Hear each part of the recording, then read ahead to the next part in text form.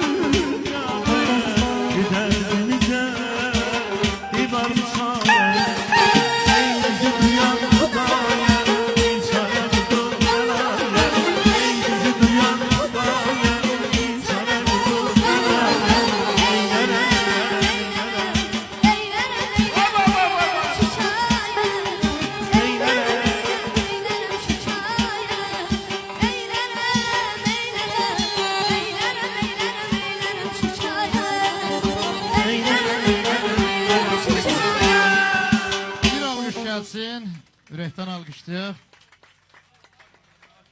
Allah səni qorusun. Sən burada 20-dən oxuyan var, hamımızdan yaxşı oxudun. Ay maşallah olsun. Mən bunu silgürəklə deyirəm. Çünki bunun neçə yaşım var? 13. Amma yəqin ki, böyükləri buradadır. Amma bunu çox zildən oxumağa qoymuyor. Səsin dəyişən vaxtıdır. Elə yavaş-yavaş zümzüm eləsin. 1-4 ildən sonra, ondan sonra. Çünki bizim millət maşallah gözdən yaxşıdır. Göz nəzər bunu məhv eləyər. Allah qorusun, Allah kürəyində dursun. Çox sağ olun. Bir alqışlar gəlsin. Bir gözəl alqışlarla belə Rəvan balamızı əyləşdirək. Çox sağ ol Rəvan, var ol. Allah səni qorusun. Manaf müəllim, çox sağ olun. Sizlərə də təşəkkür edirəm. Sevinli ansambla təşəkkür edirəm. Gözəl ifa üçün.